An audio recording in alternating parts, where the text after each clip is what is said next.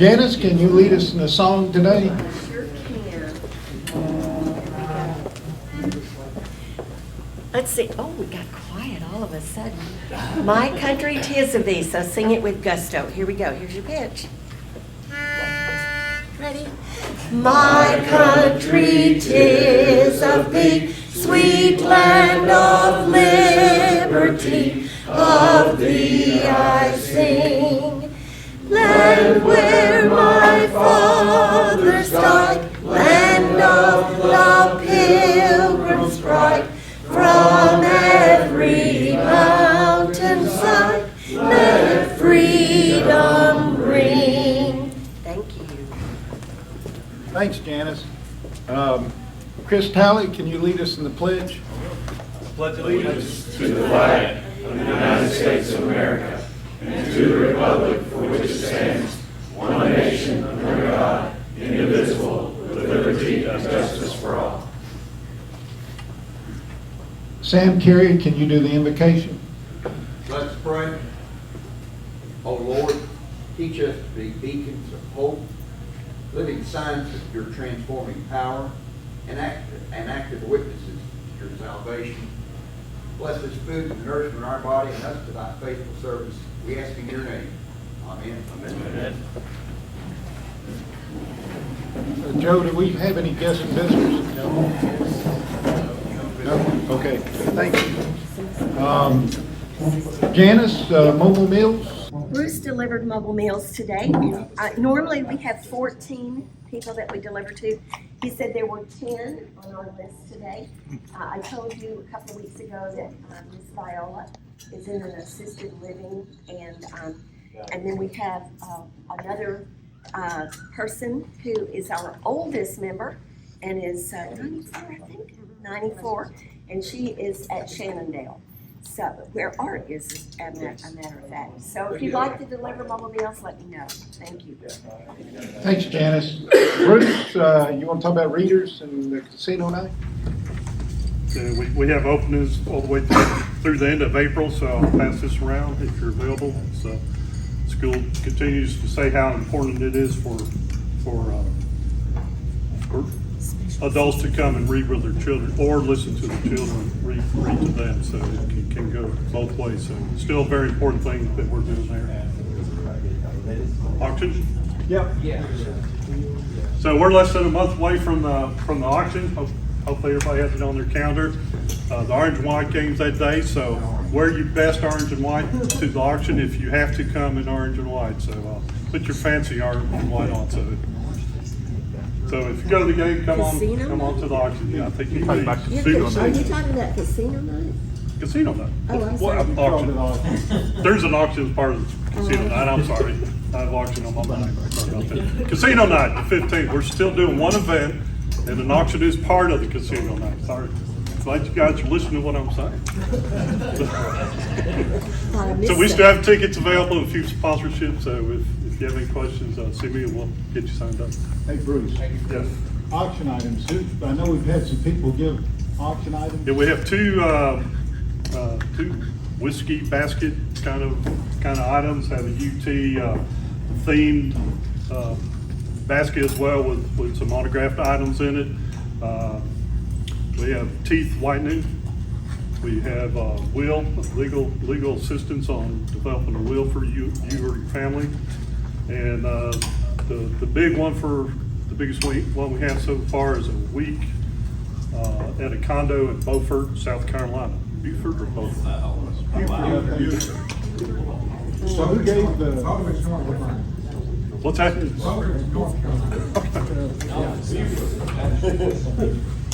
So Ryan Messer's condo, so if you need some information on that, we'll be coming forth with it, but ask Ryan if you have any questions on that. But that's a big one, a week at a condo in South Carolina on the beach. What about, doesn't Ray doing the tires, right? Ray Fisher has a set of tires too as well. So. Yeah, I think his is not on the beach, it's on the water. Thanks, Bruce. Ryan, you want to mention the May 6th? The water walk is coming up finally on May 6th, so obviously a week from now we'll be in April. I'm going to start sending out, I'm going to get a message out to him to see what kind of, I'm hoping we get some volunteers. We've donated some money, which is obviously nice, but volunteers are just as helpful. So I'm going to get a list going next week. I need to see what he actually needs. Obviously, you know, there's probably more of a physical aspect and probably more of like a signing in type thing. To see if we can get a few members to go out there and help them out and do that. So I'll send it out next week. Hopefully it'll be about 4 to 6. So May 6th, if you got anything or not going to take that weekend, that would be great to maybe mark that off and help out. Yeah, he's talking about they're gonna have a water mission in North Shore of the park. They're gonna have a fundraiser where the company or the nonprofit works on water mission, I think mostly in other countries, but it's where they're, you know, there's all these countries. I saw a newspaper article talking about 26% of the world population does not have clean water.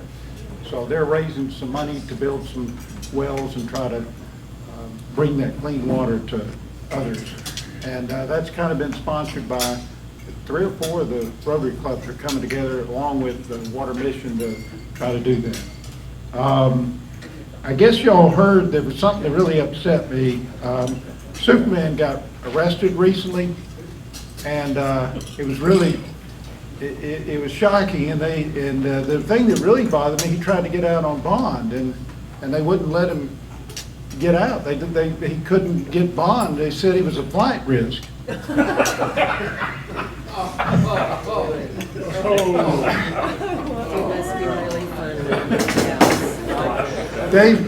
Dave, you want to On that note, I appreciate it. And that's formally. He said anything about Ed Campbell's mom. No, you want to say something? I don't know if y'all seen the obituary. Ed Campbell just lost his mom a few days ago, so that's why he's not here today. Thanks, Sam. Funeral Sunday. Thank you. All right, David. All right, our guest or our speaker today is Nick McBride with the Knox County Register of Deeds. He has now had 34 years of service, having started in the record room and working his way to the register, which when I read that, all I could think of is it only took Carlton Whitfield 3 weeks to get up to the, anyways, who knows who Carlton Whitfield is? Because I didn't think this, we got one, all right. Is that it? I thought Chris would be able to chime in. What's that? No, it's The Secret of My Success, Michael J. Fox, 1980, whatever. Anyways, I thought that was funny when he said a record room, all I thought was mailroom. He was instrumental in setting up e-recording for the Knox County, which bolstered his commitment to his constituents and providing best available technology and streamlining the recording process. In March of 2022, he introduced the Property Fraud Alert, which I think he's going to speak to us about today. This program notifies property owners by email when a document has been recorded in the office affecting their name. In 2020, he received an award for Outstanding Register of Deeds. He has proudly served as the president of the Tennessee Registers Association, was selected by his peers as the Tennessee Registers Association Outstanding Registrar of 2022. He has served on the board of directors of Knox County Officials, or the County Officials Association of Tennessee, and is recognized by the University of Tennessee as a certified public administrator and remains very involved with the Knox County Republican Party. He's passionate about the welfare of the county employees. He has served as the chairman of, or he has served as the chairman of the Knox County Employees Shirts. Shorten that, don't we? All right, well, he's ready to go. I'll let you tell him. Thank you all so much. But I guess when you've been around as long as I have in the courthouse, I guess there's a lot to talk about. I wanted to go ahead and get started because I've already got tons of questions from a lot of people, whether it's Villa Colina, sovereign citizens, fraudulent deeds, or what's left on Cumberland Avenue to sell. So we'll just get started really quick and kind of go over the office, because there may be a lot of you all that don't know what the Register of Deeds does in Knox County. The mission of our office is to accurately record, index, secure, and protect legal documents pertaining to real property for generations to come. We strive to provide excellent customer service and convenient access to these records by balancing the best available technology with found physical properties. Like I said a minute ago, the Register of Deeds protects and secures your most valuable documents. We're established by the state of Tennessee and the state constitution as the legal holder of those documents. Our documents go back into the mid-1700s. Some of those first documents are documents that, of course, recorded up in Sevier County, because this territory used to be Sevier County. And so we have a lot of those documents, and a lot of our original first documents are now recorded in Hamilton County, because Knox County used to take in that territory as well. So we do go back to North Carolina land grants.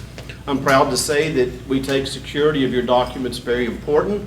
We do run a paperless system, but I just got back from visiting our microfilm in Boyers, Pennsylvania, at a facility called National Underground Storage, and I could talk about that for 2 weeks. It was an unbelievable visit, but let me let you know that your Social Security paperwork is all up there. Matter of fact, your zip code, if you do correspondence, their office is down in the mine up in Boyers, Pennsylvania, where we secure a backup of all of our records. So that's how important that we do take that. We record between 84 and 100,000 documents per year. In 2022 fiscal year, we actually hit about 108,000 documents, and it was about 600, almost 700,000 pages. This past year, 460,000 pages. We're responsible for real estate transfers valued at over $6 billion on an annual basis. So $6 billion changes hands, and that number keeps going up as property appreciates and more money comes in to this area. Lending is over 7.6. A year and a half ago, when interest rates were low, before the Federal Reserve decided to raise those up, we were at about $10 billion was being loaned in 1 year. We are a constitutional office, fee office, which means we're independent from the county commission and the mayor. You elect a register, you elect a county clerk, and you elect a trustee, and you elect a sheriff. You want those individuals to have found sound financial decisions, and so the fees that we collect we use to pay the salaries of our employees, and whatever is left we return back over the general fund for the mayor and the county to spend as they shall decide. An example of why it's important that the Register of Deeds be kind of a separate office, and that's how our Constitution is drawn up. In the event that the city-county building was shut down during COVID, I had backup plans because I know what the importance is for the real estate market to continue. And so we had backup plans in the event. I knew Mayor Jacob would not close the courthouse. I knew that for a fact. But there's other departments and agencies in the city-county building, and had that happened, I assure you, we would have moved to another location. We had those backups. Technology allows us. Technology now allows me I can sit right here and record documents if I wanted to for you. You could bring me original documents, and I can sit here and record those because we're on a completely paperless system now. So last year we turned over a little over $2 million to the general fund. We do this with 20 full-time employees and 2 part-time employees. And yes, Any questions or anything? I will towards the end. But if you want, I was just curious how that compares for all the other counties. Does every county, the Register of Deeds, make a profit? Almost all of them should. Your smaller counties don't. Your big ones do. That's another story. We used to, Uniform Commercial Code took a lot of money from the counties, the commissions on taxes. Yeah, so a lot of things have happened that have reduced the monies going into the registrar's office. When you buy and sell a house, a warranty deed, when you file a warranty deed, it's going to cost you $12 to record. So we get $12 to record it, and then you pay a huge tax to the governor. So you can see that's how it is. But I do want to mention my staff. I am so blessed, and I tell you what, Knox County, you all are blessed. We have a phenomenal staff in the Register of Deeds office. I know Ted's been up there several times and worked with us during audits and things, and I think that Ted would tell you that the employees in Register of Deeds, they go above and beyond and will do anything they can to help you, whether it's in our office or anywhere in the courthouse. So if you ever need help, call us and we'll help you along. I see more heads nodding. We do collect a tax, and that's for the governor. We collect what's called a transfer tax and a mortgage tax. Tennessee is one of the few states that has this tax. Most states do not, but we do not have an income tax.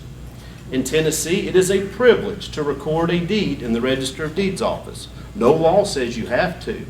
Banks require you to, but in theory, you don't. If you don't want to record a deed, you don't have to. We see generations of family members that they won't do anything. They just keep paying the taxes, and when it goes down a couple generations, the title attorneys will drop some documents and get it cleaned up. But you do not have to if you don't want to. It is a 30 cents per 100, so to put it in perspective, if you were to buy a $100,000 house, you're going to pay a $370 tax to the governor. We're going to collect that for him, and we're going to keep 2.4% of that as a commission to our office. If you borrow on a deed of trust, if you borrow $100,000, you're going to pay $115 in tax to the governor. And there as well, we're going to keep 2.4%. We've talked about the registrar's office, and well, what documents do you all record? Well, the most common, of course, are deeds of trust where someone borrows money against property. Your warranty deeds where someone conveys ownership. Powers of attorney are a very popular and common document in the registrar's office where you give someone else the authority to act on your behalf. Always remember that property assessor, that power of attorney dies at the time the maker, the grantor, passes away. So it's always null and void whenever that person passes away. Any veterans? I'm sure several veterans in the room. Raise your hands. Thank you for your service. Military discharge is the only document that can be recorded in the Register of Deeds office that's free of charge. It is also the only document in the Register of Deeds office that's confidential. It's confidential for over 70 years to protect those veterans. But we record those documents free of charge. Family members can come in and get them. You can't find your DD 214, maybe to get into Ben Ashley. Maybe you can't find your DD 214 to get burial. If it's recorded in the Register of Deeds office, maybe you can't find it where the fire was. Jeannie Stansberry, who just retired from Congressman Duncan's office, she said, that year, those records, a lot of those got destroyed, but a lot of those records are in your Register of Deeds office. So if you're a veteran, that is a service that we provide free of charge. Some other documents, HOA covenants and restrictions, the unfortunate sales tax liens, somebody doesn't pay the governor, somebody doesn't pay the IRS, those documents are recorded in our office. How are we doing time-wise? Good, plenty good. What time is it? It's 12:40. Yeah, we're doing pretty good. I'm going to touch on these slides kind of quickly. I don't know how well you can see them, but to kind of put the last 20, 22 years in perspective, that's what this chart shows. And you can see all of this on our website, knoxcounty.org/register. In 2000, we had about $1.5 billion in real estate sales in Knox County. $1.5 billion in 2000. In 2007, before the recession hit, we maxed at $3.2 billion. $3.2 billion. And you can see there the tip going down. And it took until 2018 to get to where we were. So it took 10 years in the real estate market to get to where we were in 2008, 2007 after the recession. This past year, $6.6 billion with COVID and everything else. It's just unbelievable, the appreciation and the number of transfers these last several years. This right here shows the number of warranty deeds recorded over the last 4-year period. In 2019, we had 13,251 pieces of property or documents recorded that conveyed ownership. And you can see it went all the way up to 15,000 there in 21, and this past year it ended at 13,500. So we're still above the 2019 numbers. And I can tell you, if you talk to anyone in the real estate business, lenders, construction, 2019 was a great year. I mean, things were really rolling before COVID, and they continue to roll after COVID, which was probably what we didn't really expect. But That same period, that's only a 4% or 2% increase in the actual number of documents recorded. But that same period, if we look at the value of real estate recorded, it's a 60% increase. From 2019 real estate sales to what's sold in 2022, it's a 60% increase in value, while it's only a 2% in actual documents. Same thing for mortgages. Now, mortgages, it took until 2020 to surpass the 2007 number. Of course, in 2007, one of the main reasons for the recession was because everyone was doing what was called an 80-20-20. Or we were seeing 80-20s, which was they were borrowing 80% on the first, and then they were getting the second for 20% to get out of the private mortgage insurance, so they didn't have to pay that. And then 30 days after closing, the bank down the street said, hey, I saw where you just bought a house, let's give you a HELOC, we'll give you another 20. So now you're 120% underwater of your value, and you got a nice car in the driveway, and then everything went downhill from there.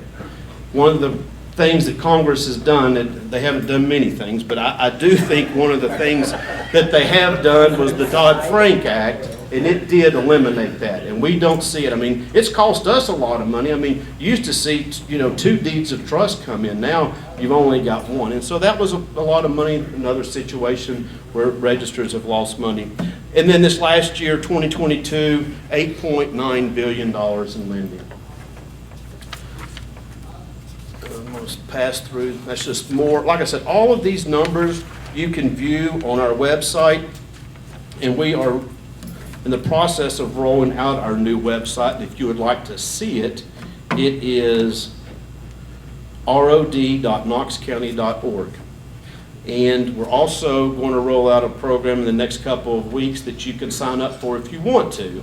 If you like to see the real estate transfers in the New Sentinel on Sunday, we're going to have them the previous Monday. So all the deeds that were recorded this week on Monday morning, this coming Monday morning on our website, we'll be posting all the previous week's sales. So free of charge. Don't have to pay anything for that.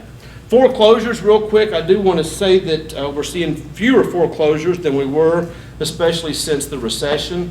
During the recession, we were seeing about 6 of our neighbors, about 2011, 2012, we were seeing about 6 of our neighbors being foreclosed in Knox County every day. 6 a day. I'm proud to say now that number's down to 9. So maybe the Dodd-Frank Act has done something. That number was during COVID was down to about 3 and 4%. Some of that was because the banks, the federal government said they couldn't foreclose, but I think most of it was just people weren't underwater. Everything was appreciating so quickly. On your table is a property fraud alert program. And what you see up here on the website is what the new one is going to look like when we get it rolled out.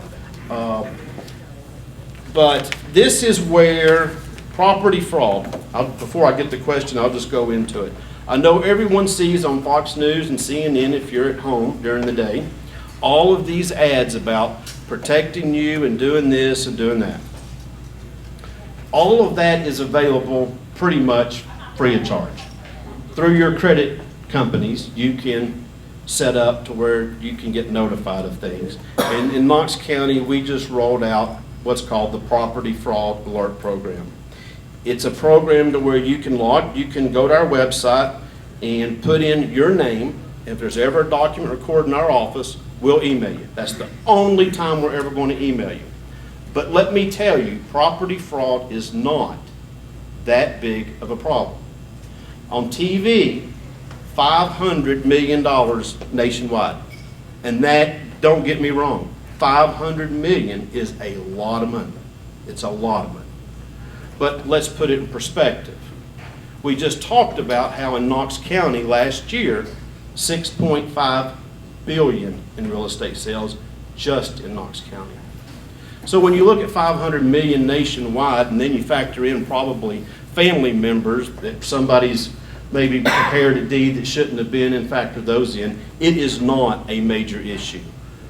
It's just kind of like bank robberies. The FBI and banks and the insurance companies have done everything they can to deter people from robbing banks.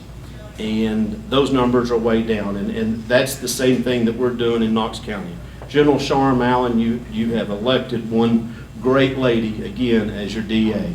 She enforces people that try to file frivolous liens in the Register of Deeds office. We've got several convictions already.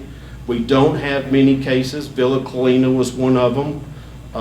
That individual ended up pleading guilty to 2 Class C felonies, I believe it was. And then she'll be on probation for about 8 years. We do have a situation in Chattanooga right now where an individual, it's the craziest thing I've ever seen. I don't know how she thought she wasn't going to get caught, but she prepares some documents, uses fake electronic signatures, fake notary signatures, and files them with the Register of Deeds office.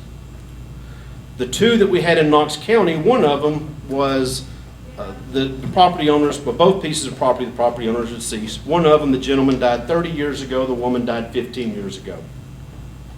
They recorded a deed, a quitclaim deed in Knox County, putting it over into her name. And then she goes to Facebook. I don't know if there's any investors in here, but be careful. You see people advertising houses and the price is too good to be true. It's normally not a good deal.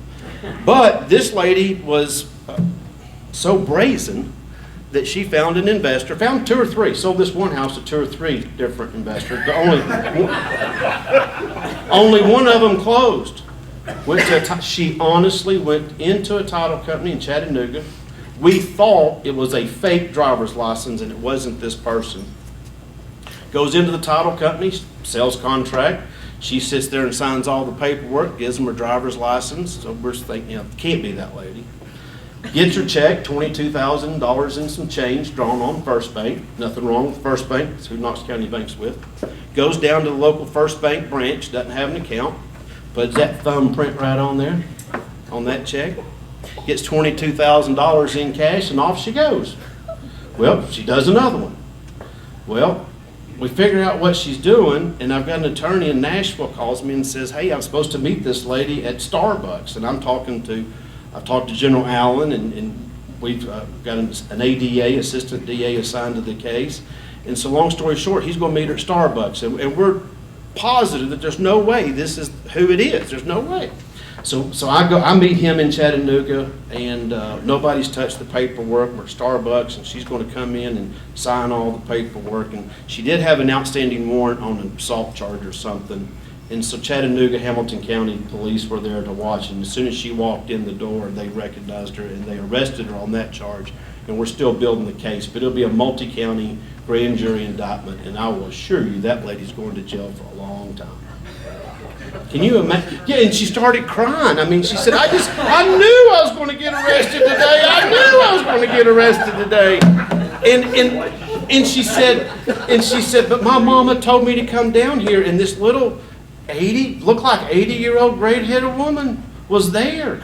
And so I don't know if she's going to get indicted too or not. But, you just never know. I mean, no matter what you do, there's just people that aren't real smart. And so I can just assure you, as long as I'm your register, I'm term limited, and I'll be out of office in 3.5 years. But as long as I'm in office, we're going to prosecute anybody that does that to the fullest extent of the law. Someone also mentioned sovereign citizens. Oh my gosh! Anybody have any dealt with any sovereigns? I can only touch on sovereign. I mean, that's 2 more days of lunches talking about sovereign citizens. But we did have a sovereign citizen, kind of like the Chattanooga, where everything was done electronically. We had a lady and a gentleman that were sovereigns that entered into an agreement to buy Villa Colina for $19 million, used a real estate company in West Knoxville.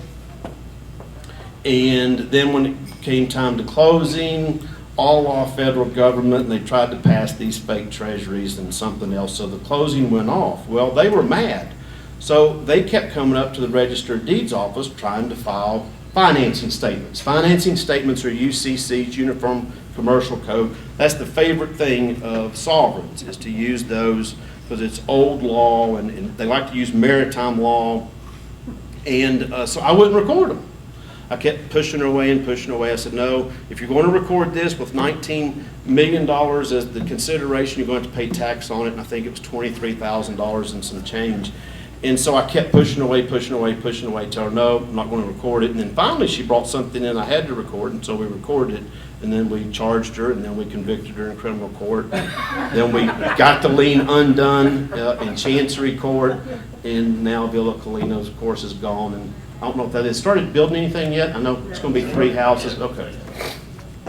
So that kind of wraps up my presentation. How are we doing time-wise now? Good. Good. Yeah. Whew. Yes, sir. I don't understand the lady that you were looking at arresting. I don't understand how they can do a title check. The closing company can actually do a title check and miss that. Am I missing something on that? Well, you can sit there and, the question is, thank you. The question is, how can that lady how was that deed not caught in the title search? Well, it looks just like a regular deed. It's a forged document. So the title attorney had no idea. He sees the quitclaim deed, and Wouldn't she have to furnish some identification? she is the second party, and she did. She conveyed the property to herself illegally, and then found all these investors. And unfortunately, when she was in the back of the police car, she said, I did another one yesterday. So this was like last Thursday or 2 weeks ago Thursday. It was 2 weeks ago Thursday. She said, I just did one yesterday. Well, we hadn't found it until the other day, and we think what she did was she took advantage of a Hispanic individual, and she used her fake deed and sold him a piece of property that she had illegally obtained, and I believe that he probably gave her $25,000 in cash. But like I said, we are on her, and she'll be charged, and you'll see it in the local news. It'll probably be a couple more weeks. We've got a Knoxville Police Department, Knox County District Attorney General, Tennessee Highway Patrol, because there's some driver license issues and addresses, electronic fund transfers. There's quite a few. It's going to be, yeah. So, but good question. Any other questions? Yes, sir. What are you going to do when you're deeper? God, that's a great. Run out of Well, that's a great question. I've lived in Knoxville all my life. I'm sure I'll find something to do. But I've driven tow truck, and when I was 14, I was working at Showbiz Pizza next to Westtown Mall, and I was 14. I was driving a Chevy with 3 on the column in Gulf Park, going around mowing yards. So I'll find something. I don't have a pension. Most officials across the state have a pension, and but in Knox County, back in the early 90s, we went to a 401k. So, and I don't have insurance, so I'll be working. I'll be looking for a job if you're hiring. Yes, sir. Up to 8 years? 8 years, 2 4-year terms. Yes, sir. I could sit out and then come back if I wanted. Yes, sir. Yeah, 2 questions. On your fraud alert Yes, sir. program, how much damage can be, once you're alerted, how much damage could be done by the time you, as a person, actually do something between being notified? Okay. How much? What time is it? Can you repeat the question? This is a good question. This is a good question. The question is, if you are notified, once you're notified, how much damage could have been done? Well, if you're not notified, I can tell you a situation real quick because we got enough time. A lot in South Knoxville, man and woman owned house. They bought a house and a lot together next door. Rental property, that bunch of property, local realtor. Sold the house off about 8 years ago. The lot next door, they've been holding on to. 3 or 4 months ago, his dad's at the house Saturday night. They're watching UT ball game. Like everybody, they're talking about the price of real estate. You know, it's unbelievable. And so they were looking to see how many times that house had sold and what the value, you know, how much the price had gone up. Well, she just happened to look. She's a realtor as well here in Knoxville, and she just happened to look at the lot next door, and she said, "Hey, when did we sell that lot?" And we haven't. So they called me, and so we moved extremely quickly. It was this was a false driver's license. It was what we call a mail-away closing, where the documents, a very reputable title company here in town, FedEx the documents to Florida. They signed them and notarized them, wet signature, wet sealed them in front of a notary. FedEx the documents back up here. The documents left right here at Paper Mill. Originals came up to our office. We recorded them, original documents. And the gentleman that, and then the guy that bought it sold it. Sold it to a gentleman at a title company for $55,000. Had they not looked and seen that lot, that sale, and had they not had property fraud alert, come October when they get their tax bills, they would have known, hey, something's happened to that lot. It's not in my name. By that point, the guy that paid $55,000 for the lot would have already had his new house built. So it would have been a serious, serious mess. Title insurance would have paid to undo all of that. But that's how serious it can be. But let me tell you, it's a perfect storm. No one's going to sit here and just try to take your property. It's too difficult and then sell it. Possession is the main thing. Residential lots are easy to do. There's no keys to the house, there's no home inspections, there's no access to anything. So these are just very unusual situations. Can it happen? Yes. Does it happen often? No. So I think we've had 3 situations that I'm aware of. Just be mindful, especially investors. Yes, sir. One more quick one. Do you keep statistics on people coming from out of state that are buying property here? The question is, do I keep statistics on who is buying property in Knox County? Where are they coming from? No, sir. I have no way of knowing that. Okay. I don't. It's a lot. I can talk to some title companies and they'll tell me 70 to 80% of their buyers are out of town. I know that a lot of the closing nows are now mail-aways. 40 to 60%, somewhere in there, is what we call mail-away.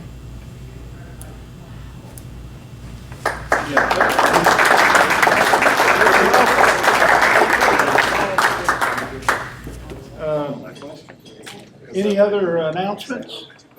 Next week, we're going to have club assembly. We're going to have 2 or 3 things we really need to go over, and we really need you to be here if possible. 4-way, Ted, can you give me the 4-way test?